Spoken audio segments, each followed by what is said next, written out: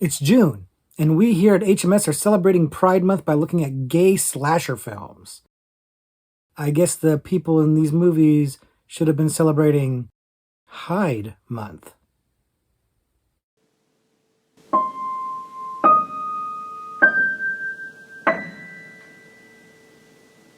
Hello, everybody, and welcome back to the Horror Movie Syllabus. My name is Professor Victor, and I'll be your host as we go through all the essential, noteworthy, interesting, and notorious modern horror films. If you're new to the channel, I recommend you check out the introduction video. There's a link to it in the description below, and it gives you a pretty good sense of what we're all about here at the Horror Movie Syllabus. But basically, we look at a particular subgenre of horror, and then we pick 3 movies from that subgenre to explore. And that's what we're doing today, although what we're doing is delving into the Horror Movie Supplement, which was an additional 100 subgenres to the original 100 subgenres of the Horror Movie Syllabus. These are subgenres that are maybe a little bit more niche, a little bit more obscure, a little bit more, particular or fun or interesting or myopic or whatever you want to call it. But these are the ones we've been getting into lately, and we're having a blast with them. Today, the subgenre that we're looking at is gay slashers.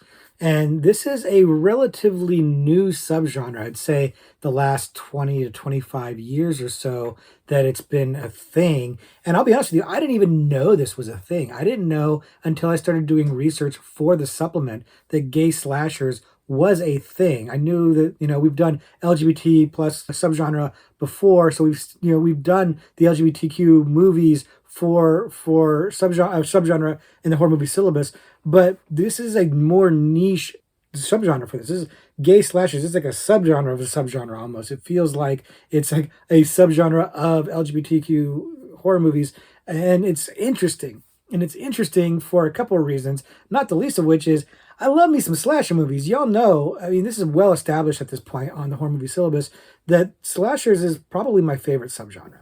And I love a lot of what we talk about. Like most of what we talk about is stuff that I like to love, but slashers has got to be my favorite. I'm very down for a slasher movie pretty much at any time.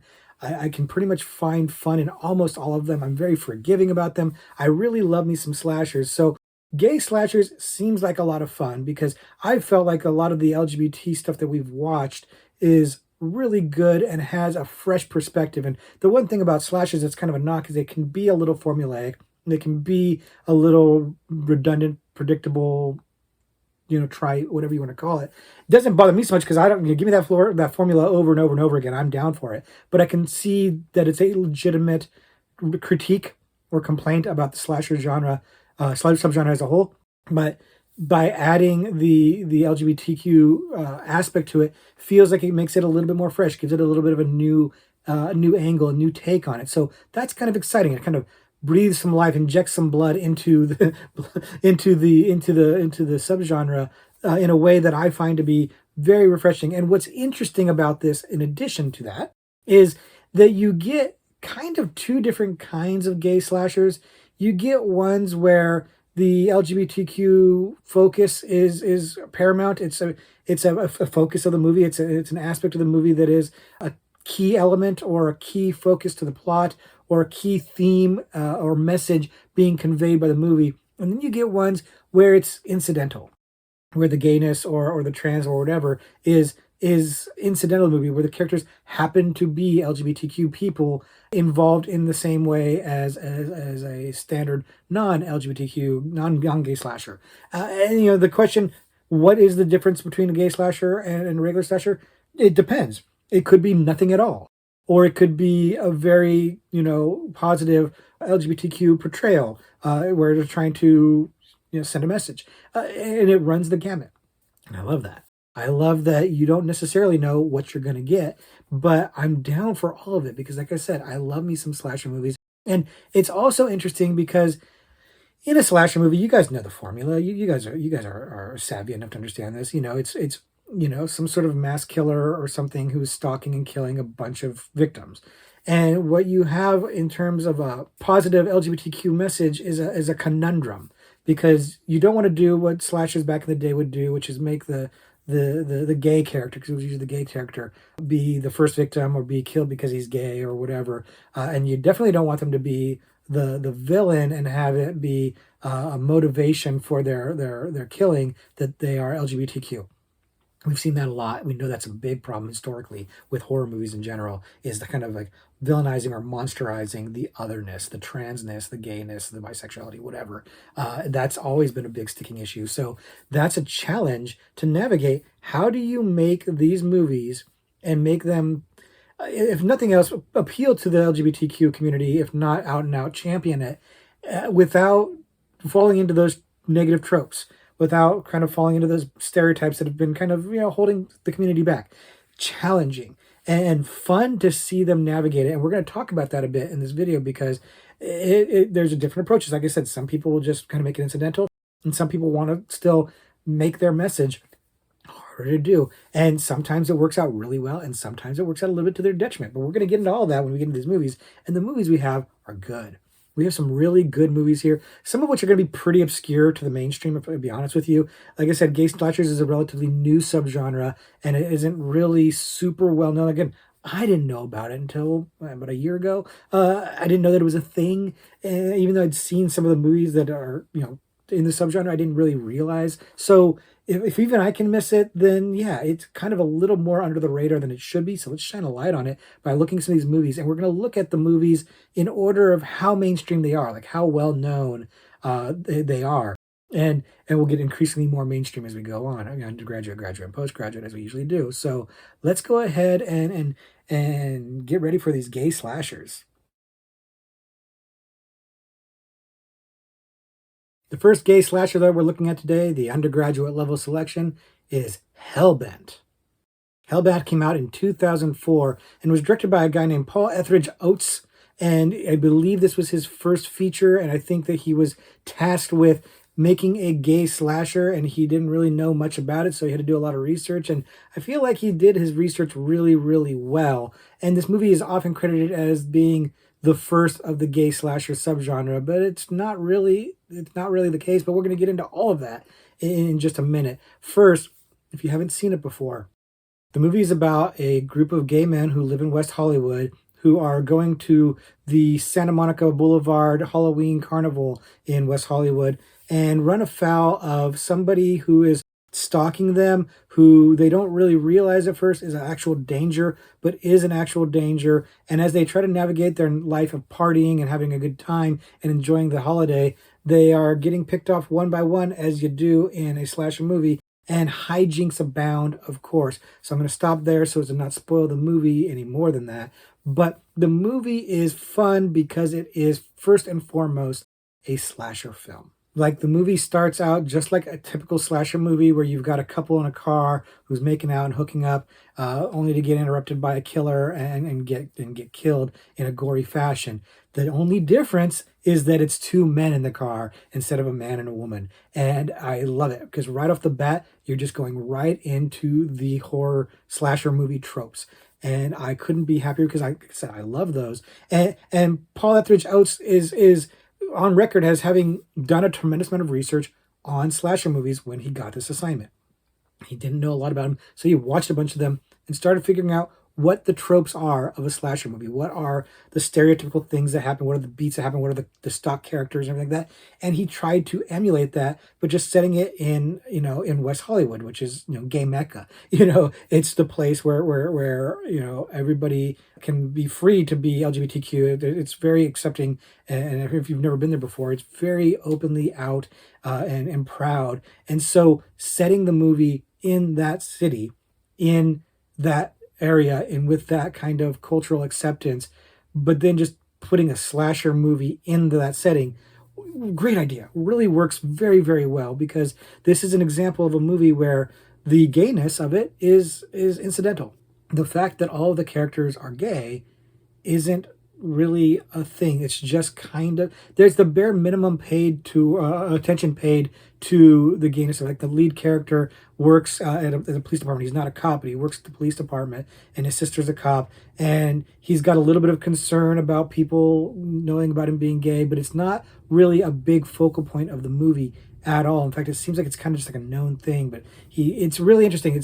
It's really plugging you into this West Hollywood world where gayness is just another thing about people, like left-handedness or something like that, and it's not really focused on or unusual because everybody's living their life there. And it works really well for a movie that's trying to just have a slasher movie that just incidentally happens to be gay. And I love it. I think it works very effectively. I think that the characters fit the tropes of the slasher subgenre really, really well. They have these kind of stock characters, you know, like the jockey one, the promiscuous one, the nerdy one, but they're fleshed out enough that you actually care about them. You actually give a damn about them maybe being in danger or maybe being killed. And I thought that was cool. They give you just enough of a taste of what their day-to-day life is like, what their interpersonal relationships are like, what their personalities are like, that you get to know them. You get to like them. You get to see a little bit of their insecurities, and you're rooting for them, and you want them to have a good night. You don't really want them to be picked off by a crazed killer. And the crazed killer is great because it's a mysterious villain. The director noted that he resisted the urge to have the villain talk to preserve this mystery, and as a result he's far more creepy. He's got a cool mask, he's got a cool look. It's kind of like a stereotypical like gay S&M kind of look, but not overtly so. But so it's like he fits in well with the setting, but he also like, so he wouldn't stand out too much, but he also looks imposing and scary too. And that's a really nice touch. It's a really cool looking villain, and it fits in again with the Santa Monica Halloween Carnival, which if you've never been to, is a massive, massive party that is, they block off Little Santa Monica Boulevard in West Hollywood, and everybody's in costumes, and there's bands playing, and there's bars doing stuff, and there's all kinds of activities, and it's crushing. I've been there a few times. It is amazing. The costumes are top notch. Everybody's there to have a good time. Everybody's having fun. It's a little debauched. You know, there's a lot of stuff going on there. Like, you know, if you're really on the conservative side, might be a bit of a tough night for you, but it's a lot of fun. And they filmed at the carnival. They actually filmed this event live, the kind of guerrilla style. So you really get the feel of it. You really get the sense of the energy of that kind of party. And that really adds to the movie because, not for nothing, man, like if there was somebody dressed like that, killing people the way that he kills people, you might not notice him. He might be able to go undetected for quite a while because of how crazy those parties are, how much is going on, how frenetic and kinetic and busy everything is, how crowded everything is. It's very plausible to me that this is happening in this movie. Like, some of the kills are kind of outrageous and ostentatious. It's like they're right out there and you're like, how could nobody see that? Honestly, maybe could happen. You know, having been there, I bought into this, and I really thought that that was a cool idea to set it into that world, and then film it out there so you could see a little bit of what it really does look like, and get the feel for how crowded it is, how chaotic it is, etc. And then, of course, you know, some of the smaller scenes are done in sets, stuff like that. But the filming there added an authenticity to the movie that really, really benefited it. You know, it was smart. It was smart to film it guerrilla style because this is a very low budget movie, and you can kind of tell it's a low budget movie. But the director really made the dollar stretch here. He got capable actors, and he shot it well, and it looks good. It looks good. Again, it's a little cheap looking. You know, the quality of the film stock doesn't look great, and it's only 2004, and it looks like it's way older than that. But considering the budget limitations, that they had a micro budget and he just had to make it stretch, really did a great job of that. Really found a way to make his dollars work for him, and he did a good job of making you feel like this is a bigger movie than it actually is by doing all these things. The aesthetic of it, the look of it, the way it's lit, the performances of the actors, everything feels quality, even though like you can just kind of tell that it's not simply from the look of it, the look of the film stock and everything. It's a good movie. It's well made, and I would love to have seen what he could have done with a bigger budget and a little bit, maybe a little bit more experience. But considering it's his first time directing, I'm really impressed with what he's managed to do. And again, threading that needle by making the movie incidentally gay, as I'll call it, but also making sure that the killer is not killing people because they're gay. You know, in a standard slasher, it's kind of a morality tale, like people get killed for having sex or doing drugs or alcohol or whatever. They kind of get punished. It's a very conservative aspect, actually. We've talked about that in the slasher video that we did previously. But here, they're not being killed for being gay. It's other vices. Again, it's because they're also doing drugs or whatever, that they are being killed, not because of them being gay. He threads that needle really, really well. Very effective. Now, it does often get credited as the first gay slasher, and it's not. There are a few other ones that came earlier, but it is one of the more well-known ones, and it often gets accredited as being the first gay slasher. So it has that notoriety, and it honestly kind of deserves it because it really is a straight-up slasher that just happens to be gay too. So there is a certain level of importance and notoriety to this one. This is why we're picking this one to look at instead of some of the earlier ones, because it's one of the more well-known and well-recognized as being kind of the launching point of or establishing this subgenre of gay slashers. You know, play the festivals, the LGBT festivals and stuff. And they even, you know, had this whole thing with the different titles. They had like a game or a contest where people could pick a title for the movie and they try to name the movie. And they had some fun ones. When I was doing the research on this, and some fun ones. I don't remember all of them, unfortunately, but the one I do remember that stood out, I thought was hilarious, was 28 Gays Later.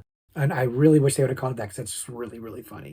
But Hellbent was a clever title because it had both, you know, a commentary on the villain. He's hell-bent on killing people, but also the idea of bent, you know, as a slang term for gay. I think it's maybe more of a British term, but it's a really cool title that works really well, and it has a fun slasher aesthetic. It has a fun slasher plot. It's very simple and basic. If you don't like slasher movies, you're not going to like this movie. But if you like a slasher movie, this is a well-made one. This is good. This is fun. I don't know. I like this movie. I'm kind of effusive about it. I don't know that everybody else is. I don't really know like what the mainstream opinion on this movie is because it's not super mainstream. But it does seem like it was well received when it came out. And like I said, it has that reputation for being kind of a launching point for the subgenre. So I think it's one to check out. And if you like slasher movies, I don't think you're going to be disappointed. So definitely give this one a spin if you haven't checked it out before. The next gay slasher that we're looking at today, the graduate level selection, is They Them.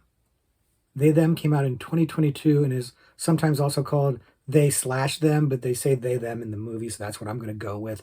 But it is a movie that came out recently and got a bit of buzz when it came out, maybe in part because of Kevin Bacon being in the cast, maybe because of the subject matter of the movie and the progressiveness of it. But also, it kind of seemed like it had some mixed opinions at best. It seemed like there were a lot of people who felt like it wasn't quite as good or as noteworthy or as worthy of praise as it was getting. So maybe a little bit of a controversial movie in that sense, but we're going to dig into all that in just a minute.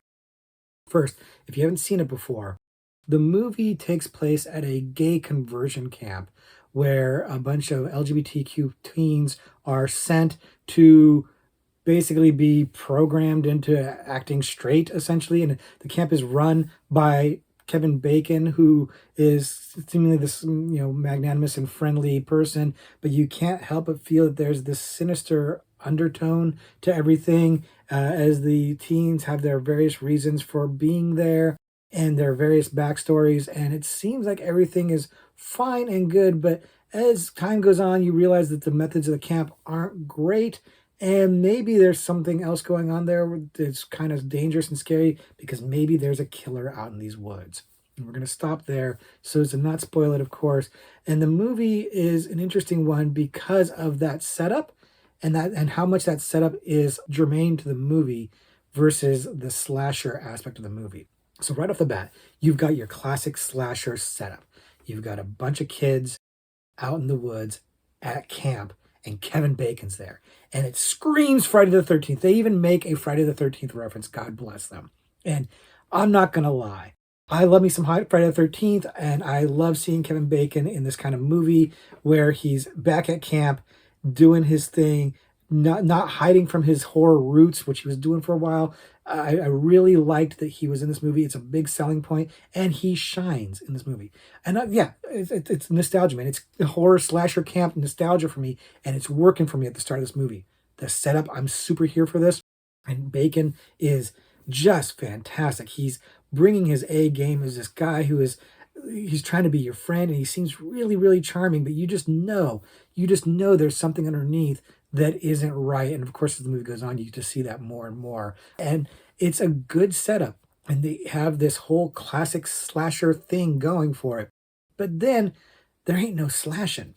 What you get instead is a bunch of backstory of the teens and how they're coping with their various lives, and you're getting to know them a bit, and you're getting to know their backstories and their motivations, and you're starting to see the techniques used by the gay conversion camp. And it's all very interesting. In no small part, due to this diverse cast they've gotten. It's a really good diverse cast. You've got gay teens, lesbian teens, trans teens, non-binary teens, and different races and everything, different genders. Everything is kind of like a smorgasbord of diversity in a very positive way, giving you a lot of different perspectives. And it's a strength of the movie. It's a very strong aspect of the movie. The characters are good. They do a good job of fleshing them out and making them well rounded. Not all of them. Some of them are just there, and I assumed they were there because they were going to get killed early, and so we didn't care about them as much. But then, no killing for like 48 minutes. This movie goes almost half of its runtime before the first kill happens, and that shocked me. It wasn't a problem. I wasn't having a bad time. I wasn't getting mad, getting impatient. Like, where's the kill? But I started to forget that this was. I started to question whether this was actually a slasher movie because nobody was getting slashed. You had an interesting movie, and it had this wonderful sense of foreboding and tension. You've got these teens, and one teen in particular, the main one, who's non-binary, pushing back on the techniques being used and some of the practices of this camp. Fascinating stuff. And from what I understand, the movie's script was inspired by a recent documentary about these gay conversion camps. The name of it escapes me at the moment, but it was inspired by that. And that's both cool, but also a little bit of the negative part about this movie, because the movie starts out with this nuanced portrayal of the camp where Kevin Bacon is selling it, and you're buying into it a little bit. You're like, wow, he's being really progressive here and really open and understanding. He's just asking to have a dialogue, and he's accepting of people, and he's not trying to push people, and he's not trying to push God. He's not trying to do this and then that. And then as the movie goes on, their phobic nature comes out much more quickly than I expected it to, and the dialogue gets a little bit cheesy, a little bit more overt, a little bit more obvious. It doesn't ride that subversive line, because it starts out really subversive. Like, this camp is not what I expected it to be. I thought it'd be kind of heavy-handed, fire and brimstone, like, you gay is bad, whatever. And it doesn't do that early on. I'm like, well, that's interesting. That's an interesting nuanced take to this.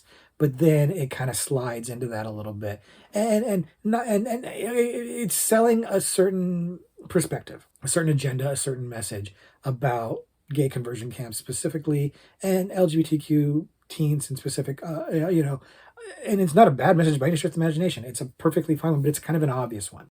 It's kind of what I expected going in, and then got surprised in the first act that it wasn't doing that. And then when it went that way, I was like, okay, so you kind of teased me with it being a little bit more of a challenging storyline, but no, it's going to be a simple, these people are bad, these people are a good thing. And it's funny because it's kind of the opposite of Hellbent in the sense that it isn't incidentally gay.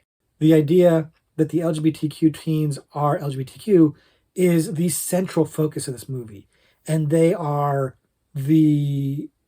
almost like protected with plot armor in the sense that the movie is very afraid to let bad things happen to them. I'm not saying bad things don't happen to them, but it really feels like it's pulling its punches. In part because the gore in this movie is somewhat light. It really isn't reveling in the kills like a slasher movie normally would. And in part because the teens are not really getting victimized that much. Again, I'm kind of traipsing a little bit here because I don't want to spoil the movie too much. But it's worth noting that the teens, their way of the movie's way of sidestepping the victimization of LGBTQ people is to really just not have them feel like victims a lot of the time. And that would be fine if they had rode that nuanced early aspect of like, well, who's right, who's wrong here, what's going on, and instead of making it like clearly villains over here, heroes over here. It's fine, it's fun, and the movie does get a little campy at some point in a positive way, but not enough to offset kind of the heavy-handed nature of that a little bit for me. I did think that the mystery of who the killer is was very obvious. It was very easy to guess who the killer was very early on. So that was a little bit disappointing. And I guess that's like basically my biggest issue with it, is that the slasher aspect of this movie feels like it's backburnered in lieu of kind of telling this message about the gay conversion camps. Again, that's perfectly fine. But I wanted more slasher in my gay slasher, and I didn't get as much of it I want. Again, cast really good. Kevin Bacon, great. He kind of carries this movie a bit. To be honest with you, without him, I don't think I would have enjoyed it quite as much as I did, because while he starts to get more and more over the top as the movie goes on, he sells it and it works really, really well. But the movie could have benefited from a little bit more of the nuance and just a little bit more of the slasher. Honestly, all of this would be perfectly fine with me if they just killed more people and killed them more gruesomely. Like it takes, again, 48 minutes for the first kill. That's a rough one for me. But it was really well known. And again, I think part of the popularity was Kevin Bacon, and part of it was this subject about gay conversion camps. I think that was, enough of a hot button idea to make a slasher from it. And I think everybody was curious how they were going to navigate this whole don't victimize and don't villainize the LGBTQ community. How are they going to do that? Well, they did it. They did it in a way that I felt was a little bit clunky, a little bit dissatisfying, but it didn't overall ruin the enjoyment of the movie for me. But apparently, that's not the case for everybody because, like I said, there are mixed opinions on this one. A lot of people didn't like this one. It had a lot of buzz coming out in the horror community when it came out, and then it felt like people kind of turned on it once it actually did. And I can see why. I can see why. I don't turn on it. I do think it's worth your time watching. I do think it's a lot of fun. I think Kevin Bacon's good in it. I think the cast is overall really, really good. I just wish the slasher elements were better. So if you're a big slasher fan and you're looking for a slasher movie, this ain't gonna scratch the itch for you. But for a good horror movie with a positive message for the LGBTQ community, definitely worth your time. Definitely worth checking out, and definitely worthy of being discussed. I had to discuss it, if no for another reason than as a counterpoint to what Hellbent was doing. It's kind of doing the exact opposite of that, for better and for worse. So watch it. Let me know what you think because I'd love to hear your thoughts on it. And the last gay slasher that we're talking about today, the postgraduate level selection, is Fear Street. Fear Street came out in 2021, and what we're really talking about is a series of three movies, and we're going to talk about them all at once because it's really kind of one long movie cut up into three parts. But the movie was a Netflix release and was extremely popular on Netflix. Really got a lot of buzz in the community, really got a lot of positive critique for it, and really seemed to make an impact in a way that is worth noting, worth talking about, and we're definitely going to talk about it. If you haven't seen it before, the movies are about a small town named Shadyside that is near another town named Sunnydale. And Shadyside is kind of a bad side of town, and Sunnydale is the good side of town. And it's because of apparently a curse that a witch put hundreds of years ago on the town, a witch named Sarah Fear. And now that curse leads to various people being killed, mysterious ghosts or monsters coming back from the dead to harm people, and a small group of teens who have to solve the mystery and save not only themselves but their town by solving this witch's curse and figuring out a way to undo it. And I'll stop there so as not spoil it anymore, but there's a chance you've seen the movie because a whole lot of people did. This is a very, very popular movie, and for good reason. The movie is based on the R.L. Stine books of the same name. I have not read these books. I'm not familiar with them, so I don't have any pre-existing nostalgia or connection to these at all. I'm just going to the movies fresh with the movies, and they're good. And from what I understand, they do adapt the books fairly well. At least R.L. Stine was pleased about it. And they set each movie predominantly in a different time period. So the first one's in 1994, the second one's in 1978, and the third one's in 1666. And that's interesting because what they do by doing that is you take three movies with kind of the same story because it's one story going all the way through, but you avoid it feeling repetitious and kind of monotonous by changing the settings. And I actually probably like 1978 the best because that one's echoing strong Friday the 13th vibes. I really like it. It's all set at camp and everything like that. I love that stuff. We just talked about it. But all three are good. And they're all good together. They're working together to tell one cohesive story. You're not going to really be able to watch just one of them. You're going to have to watch them in order to get the complete story. And that's a clever way to keep you watching, frankly. It's a clever way to make you invest in the entire thing. The other thing that gets you invested in it is good, strong character leads. The main characters are queer in the movie, and they are, it's a lesbian couple, and they are the focus of the movie, but their lesbianism is not the focus of it, but it is part of the motivation for the backstory. And again, I'm going to have to traipse a little bit here so does not spoil things too much, but I think that this series of movies threads the needle between what Hellbent was doing and what They Them was doing, in that it's not getting completely preachy, messagey, focused on the LGBTQ aspect of things, but it's also not incidentally gay like Hellbent was. It's really kind of taking something in the middle where you have characters that are incidentally gay, and the history of what has happened in this town is tied to prejudice against LGBTQ people, historical prejudice. And that's a great way of doing it. It's a really clever way of folding this whole mythology in to making one cohesive story that the LGBTQ aspect, or specifically the lesbianism, is a key element of it, but is not the element of it. It's still just a fun, supernatural slasher movie, and that's great. Now, there is some aspects of this that feel a little bit more contrived or simplistic, maybe. You know, you've got Shady Side and Sunnyvale. They're basically dark side, light side. There's a family in the movie called The Good Family.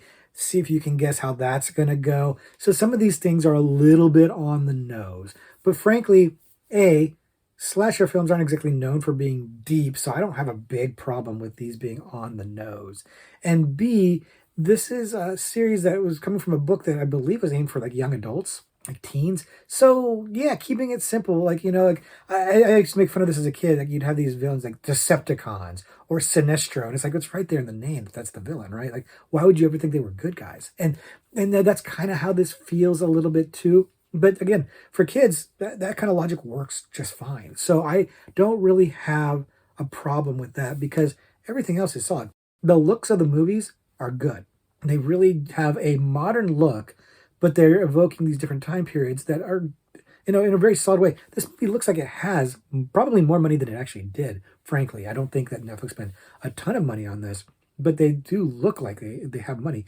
They have some fun creative kills. They have some really interesting slasher villains that look cool. They look creepy. They've realized some various monsters that look really, really good. And again, they've got an apt cast who's game, and they leverage them really, really well. I thought that they made them likable. You cared about them. They fleshed out their situations in their lives enough that you were invested in them.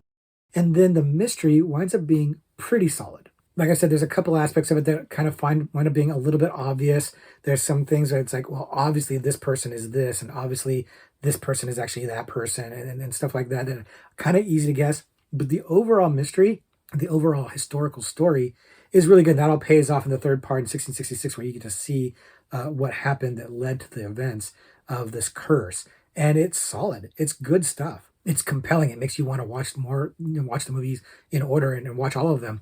And I know this because I watched this with my mother, who is the source of my love for horror movies and specifically slasher movies.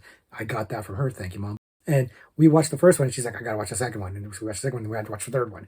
She was all over this. It sucked her in. It sucked me in. We were down for this movie because that mystery was compelling, because the characters were likable, because the kills were fun. This movie had good fun, but it took itself just serious enough to make you feel the stakes, but not so seriously that you couldn't have a good time watching the kills. Perfect balance. Really, really well executed movie or series of movies that I was shocked about how much I enjoyed this. I'm not shocked by how much everybody else enjoyed it, because it's good, and good stuff. Cream rises to the top, right? So I think that people responded to this so well, and apparently so well that they are going to do another one. They're making another one or more movies, and there's another one coming out that's going to be set in the 80s. I'm down for that. So I don't know when that's coming out. I think sometime this year, and I'll be down for that too. But I love the idea of the different time periods.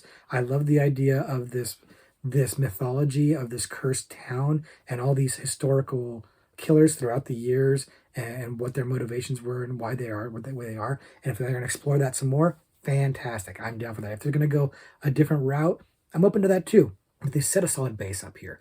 They've set a solid base up with some likable characters and a fun mythology that lends itself to being exploited for more stories, a longer series. Give me another crazy long, slasher franchise, because it's been a while since we had one that got really, really deep. So I'm down for it.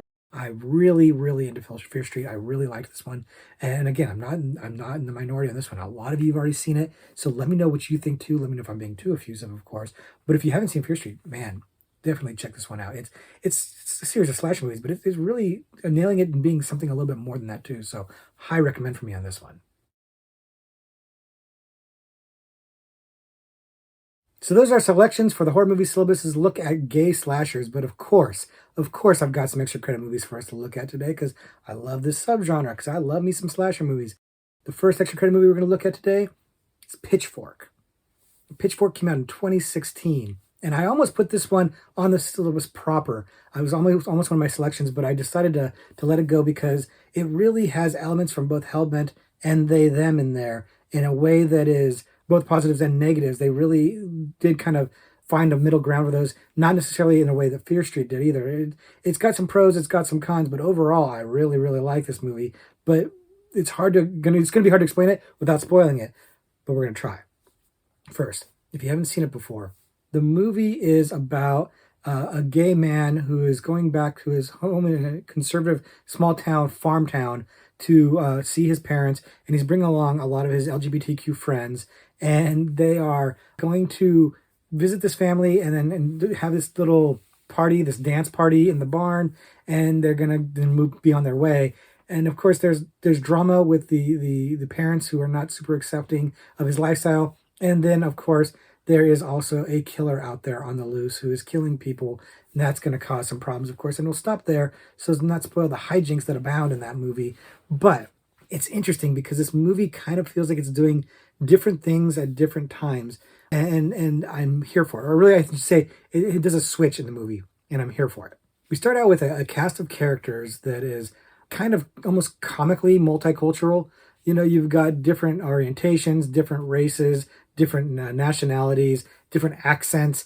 It's almost hilarious how international this group of friends is, and you just kind of wonder how in the hell did they all meet, you know? And I guess they're supposed to be from college or whatever, but it's hilarious. And you've got a bunch of these silly like stereotype characters, and pretty much everybody in the movie is kind of a jerk, kind of unlikable. Like your main guy's probably the least unlikable of the group, but even he's not super likable. You're not really rooting for anybody because they're all kind of extra, if you will, and playing it big. And when I started watching this movie the first time, I was taken aback by this because I was expecting this movie to be kind of a straight slasher movie, but it's not. And once you know that, and once you realize that, this becomes a much more fun ride. Everybody's big in this movie because this movie is trying to be campy. You don't realize it at first because it's not super obvious at first, but it's kind of winking at you a little bit. It's like, why do we pull over and stop in this field to have a conversation? Because it's aesthetically pleasing for a movie. You know, it's kind of tongue in cheek, but I didn't pick up on it right away.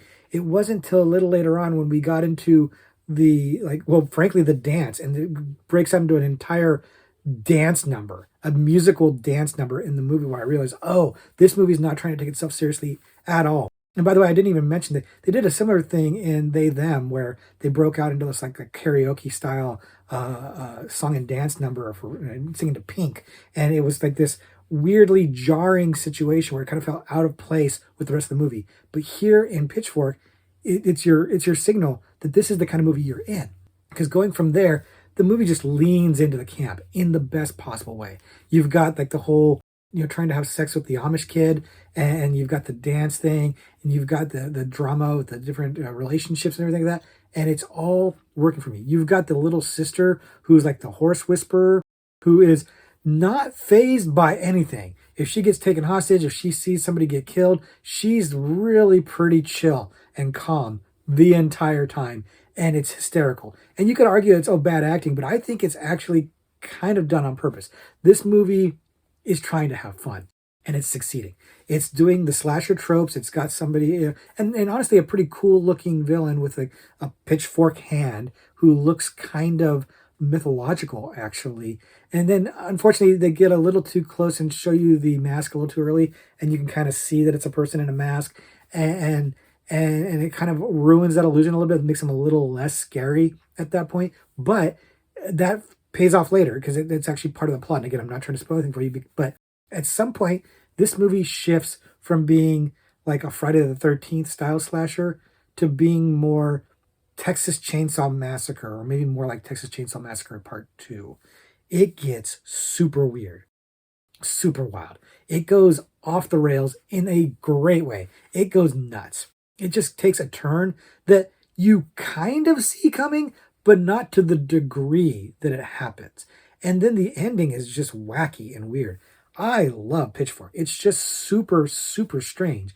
It's a movie that knows what it wants to be by not really being what you think it's going to be. It's hard to explain, but it's a slasher, but it's also more than a slasher, but it's also not a slasher. It feels like, when I describe it, it feels like it's all over the map, but it actually has a very clear idea of its identity, which, might be subversive, meta thematic take on things. But I do like that they had all of these characters, and the whole gay prejudice being a major aspect of the movie, but it doesn't really wind up being what drives the movie. And so, like I said, it kind of finds that middle ground between Hellbent and they, them, and winds up being fun. And the number one reason why it's fun, not taking itself seriously at all.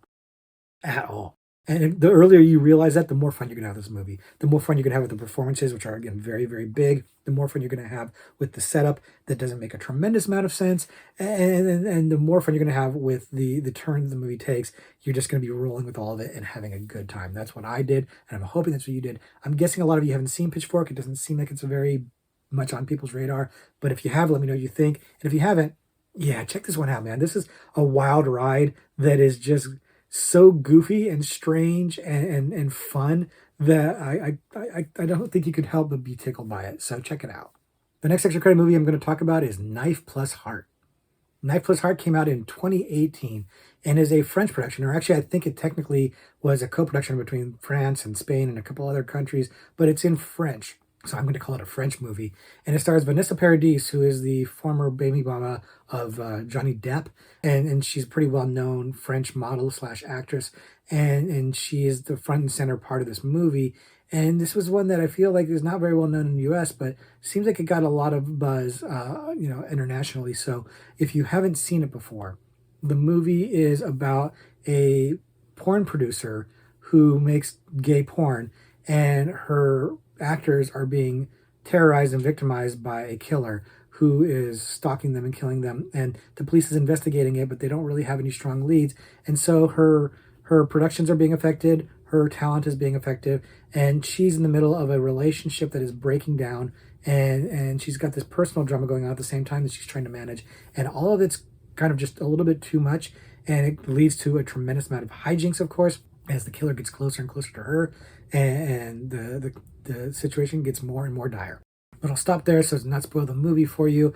And I wouldn't want to spoil this movie because it's a really good movie. It really is something a little bit different. And by different, I mean that it's trying to be kind of a giallo movie. And this is, when you read the criticisms of this movie, the critiques of this movie, the reviews, a lot of people dial into this, that it has a strong, distinct giallo vibe in a good way. It's trying to be kind of a modern day giallo, and it's set in the 1970s, but it's filmed with a modern aesthetic, a modern eye. It's not trying to look like it was filmed in the 70s, but it does very much evoke giallo style.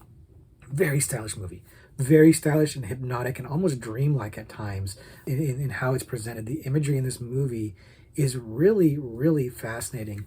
And then you have the kind of lurid, sleazy aspect of this porn industry, and Vanessa Paradis, who plays the porn producer, is really outstanding as this very conflicted protagonist who's not necessarily the most likable person in the world, and she makes for a compelling person to follow as all these killings are happening, and as she's navigating this breakup that she's going through with another woman.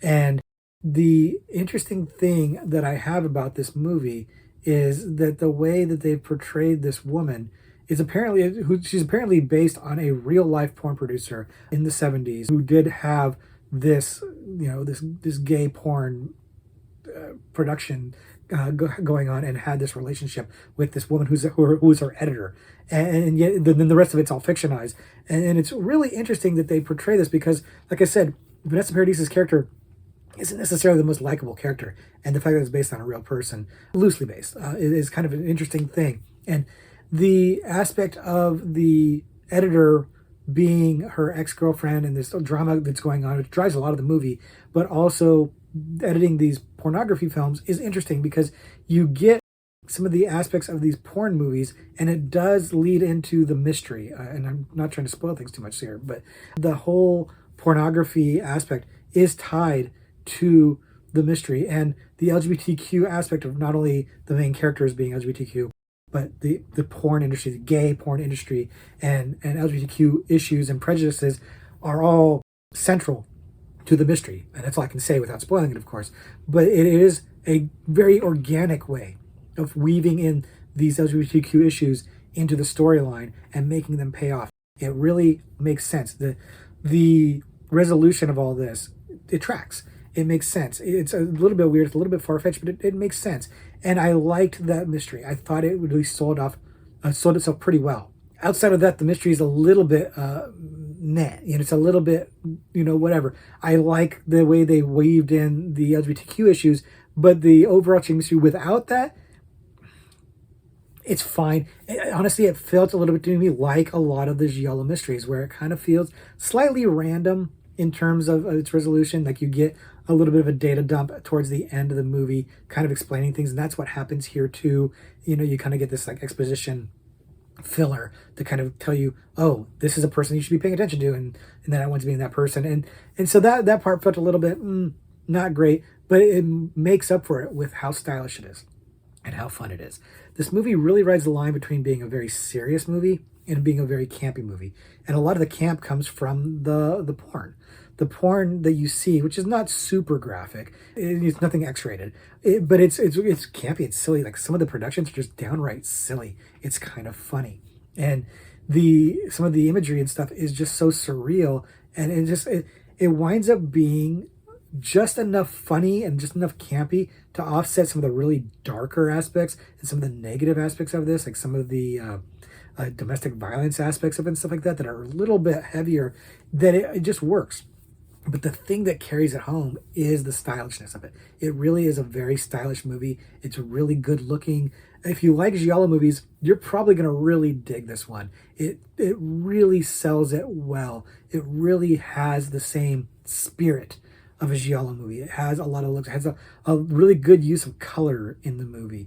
Not so far as to say Argento-esque, but you can see the influence, and it really works well. The cast all across the board, good. In particular, Vanessa Paradis, who I'd never really seen anything before. Very solid here. Very, very good. Very compelling. Noe Hernandez pops up in the movie. We've talked about him previously, a Mexican actor. And he is always fun. He's a small role here, but he's always fun. Everybody in the movie is good. It's a well-made movie, well-directed movie, well-paced movie.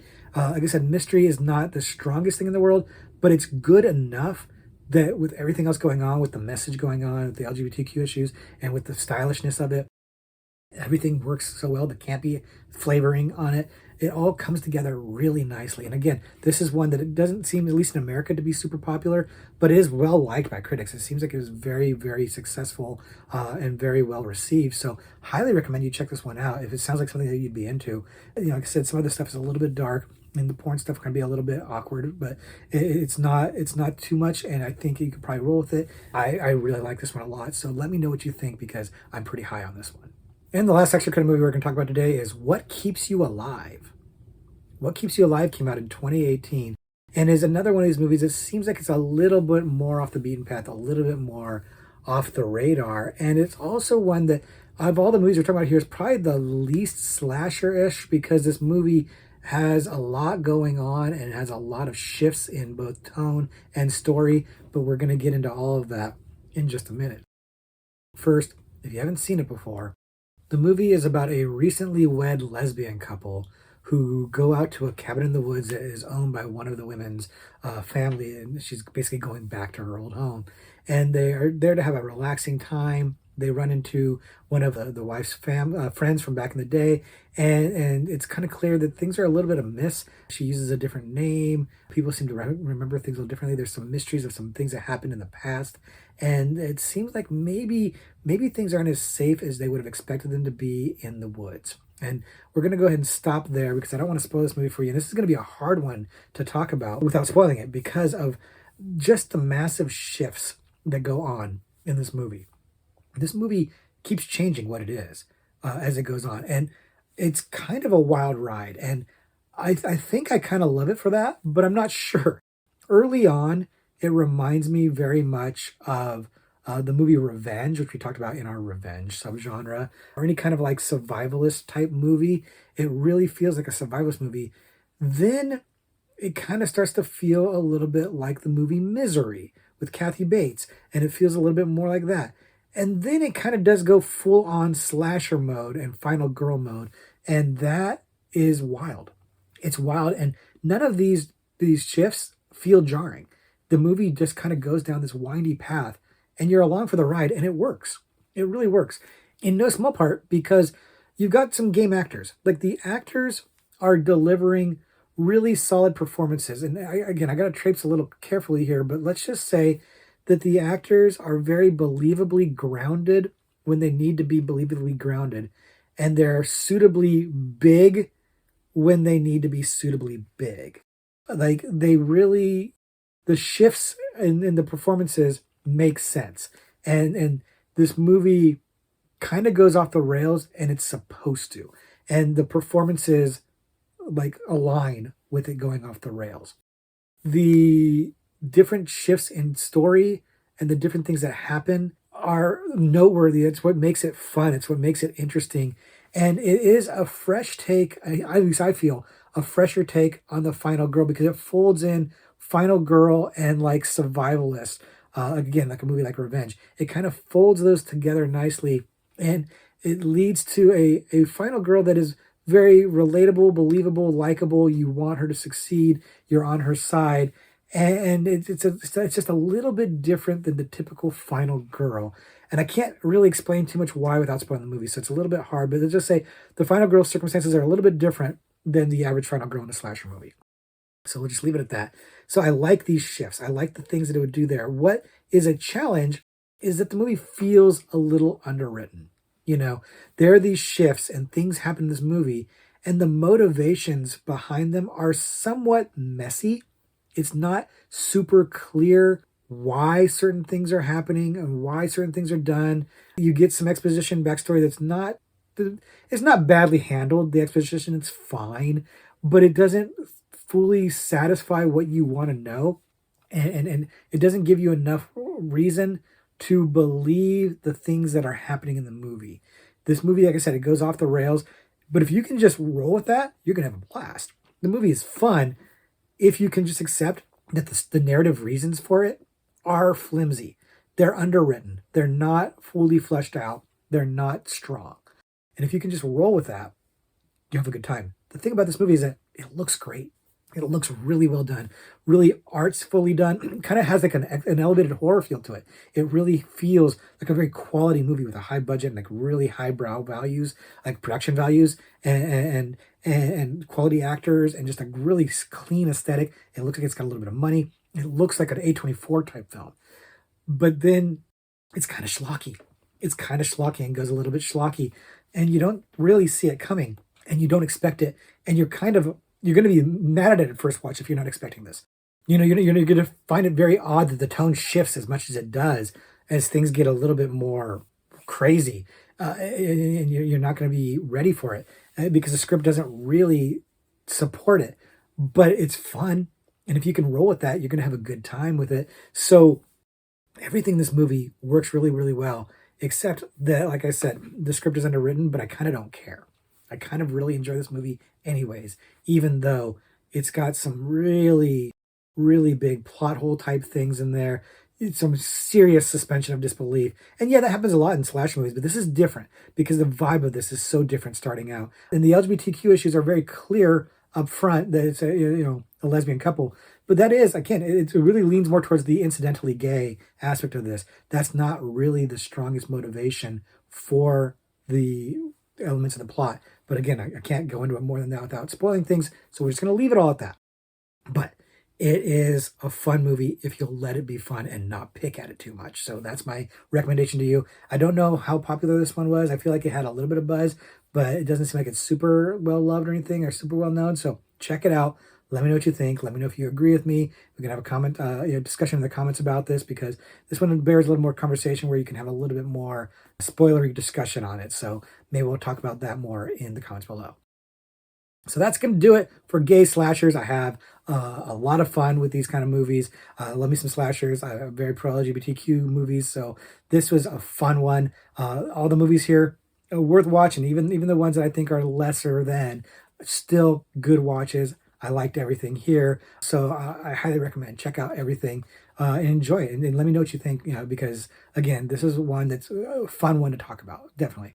And now it's time to talk about a Trivia Pursuit question. Let's talk about a horror card. And as usual, I'm going to answer this live on camera with no cuts. And we're talking about killers, gay slashers. So we're going to go with the killer category. Here's the question.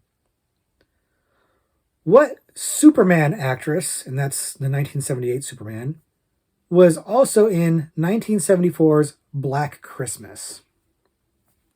I know this one. I know this one fairly easily. This is a pretty well-known one, and I feel like if you are old enough to know Superman and Black Christmas, or are you just familiar with the movies, this should be a fairly easy one. But the problem is, if you're younger and if you've never seen either of these movies, then you have no idea. Honestly, if you're younger, you just might not even know the significance of this actor, because she was kind of a big deal in no small part because of her performance in Superman. And so she is noteworthy. So even though Black Christmas came out prior to Superman, the fact that she was from Superman has always been kind of a noteworthy thing. It's probably her most famous role. There's a clue for you. Superman is probably her most famous role. And so, yeah, this is a question that advantages, people who are middle-aged like me, or a little older, and maybe disadvantages people who are a little younger. Although I noticed I don't really pay much attention to like analytics for YouTube because I just don't really care. But I was looking at them once recently. I think I was just showing something to my friend. And like people under the age of 18 do not watch this channel. Like at all. It's like 0. So y'all a little older like me. So great. We can all talk freely here. So I'm expecting more of you to get this one right. It's not necessarily the easiest question, but it's easier if you are familiar with the movies, especially if you're familiar with Superman. So I've kind of prattled on a little bit, giving you enough time. Lock in your answer. Make your guess if you don't know. Guess right now who's the actor, or the actress specifically, from Superman who is in Black Christmas. Locked it in? Okay, my answer, of course, is Margot Kidder. Margot Kidder, who played Lois Lane in Superman. Her biggest role, she's famous as Lois Lane. She's great Lois Lane. It's a great movie, the 1978 Superman. A lot of nostalgia, admittedly, but I love that movie. It is a quintessential, pure comic book movie. And Margot Kidder was, of course, also in Black Christmas. So let's just double check the card. Margot Kidder, Lois Lane from Superman, 1978. Yep. So that is the answer. That one is, like I said, easy one for me because, I'm actually pretty good with actors, and in particular actors from something iconic like Superman. Easy enough to remember. So that one was easy for me. But was it easy for you? Are you old enough to have got it right? And if you are young, if you're younger than 18, first of all, say hi. So let us know you're here. And second of all, hey, did you get it right? Was it hard? Have you seen 1978 Superman? Have you seen 1974's Black Christmas? Which, by the way, you should definitely watch. We talked about it on the channel. Anyways, that's all for this week. We've run a little bit long, but that's okay because we're having a good time, and I'm having a good time with you guys. Thank you very much for hanging out. Until next week, when we do something completely different, I'll just say